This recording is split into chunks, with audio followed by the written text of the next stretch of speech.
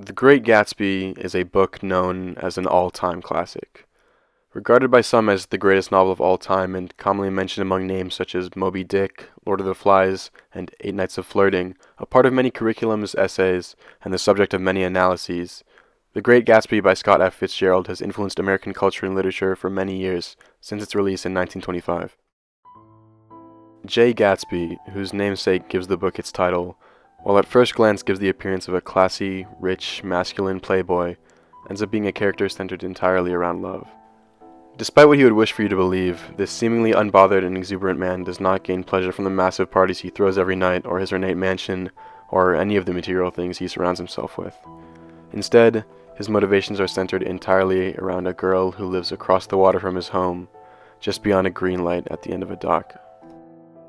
While his extravagant and theatrical appearance may distract the reader from his flaws, as they meet and find out more about Gatsby, the audience can only be led to one common question.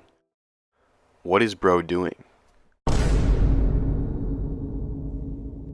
Although the book is named The Great Gatsby, the book is not narrated by Gatsby, but instead one Nick Carraway. But that's not really important. Or is it? While Nick narrates the story, there is some dispute amongst readers as to his role in it. Because despite him being the one to tell the story itself seems to almost wholly revolve around Gatsby. The argument as to which of them is the protagonist is complicated, but I believe that the protagonist is in fact Gatsby, and Nick the foil. The decision by Fitzgerald to tell the story from Nick's perspective is important because it emphasizes the air of whimsy and mystery surrounding Gatsby's character, and lets the audience view Gatsby from a less biased source than himself. Somewhat. Such a thing would not be possible if Gatsby told the story, although that would also not be possible for other reasons. Another point it serves is to portray Gatsby not as the standard, a constant in the story, but as a trespasser into the comfort of the lives of Nick and especially Tom and Daisy Buchanan. But more on them later. This aim is also achieved by Fitzgerald's decision to introduce Gatsby into the story so late. The first time we hear Gatsby speak is on page 40 of an only 156-page book, although we catch a brief glimpse of him at the end of the first chapter. By introducing Gatsby so late, Fitzgerald makes the audience comfortable in the lives of Nick, Tom, and Daisy before they witness Gatsby's entry into them, further pushing its unnaturalness when it does happen.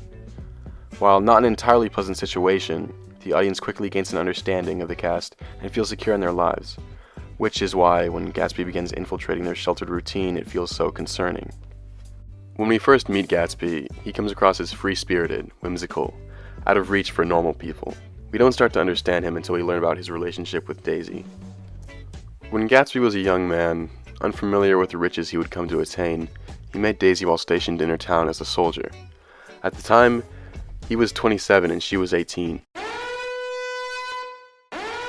They were together for only a month, but Gatsby quickly became love-struck with her, before being sent to Europe to fight in the war. Gatsby held Daisy in his heart from his initial departure through his time in the armistice, only to return to find that Daisy had married in the time he was away. Heartbroken, Gatsby left town before seeing her and headed for New York to find a job. From there, he fell into illegal activity, making a fortune but not getting any joy from it, distracted by his feelings for Daisy and constantly thinking of a way for them to find each other again. He was afraid to go and see her directly. No, he wouldn't intrude on her and her husband like that. Instead, he bought a house on West Egg, an island directly across from the one on which Daisy resided, an island with a bright green light on the end of its dock. Gatsby began throwing grand and extravagant parties nightly at his house, filling his nights with endless action in the hopes that Daisy would eventually find her way there. But she never did. However, by some odds, our protagonist Nick, who happens to be the cousin of Daisy, somehow met Gatsby and linked the two together again. Gatsby eventually found out about Nick's connection to Daisy, and began to pester him about her until finally, after 5 years of separation, Gatsby was given the opportunity to see her again. Nick agreed to invite her to his house without her husband, where she would come to find her once lover waiting there for her. After a lengthy reunion, Nick found that Gatsby and Daisy had somehow collided on the same plane they had found themselves on 5 years prior in Daisy's hometown. They quickly became unapologetically romantic, unbothered even by Daisy's husband when he was present. However, the relationship didn't last. Daisy's childish hope that she could seamlessly go back in her decision to marry Tom and be with Gatsby was doomed to fail in a grand fashion befitting her character. Gatsby's pride was unable to cope with Daisy loving Tom while he had waited so long for her, despite being unable to face her with her husband.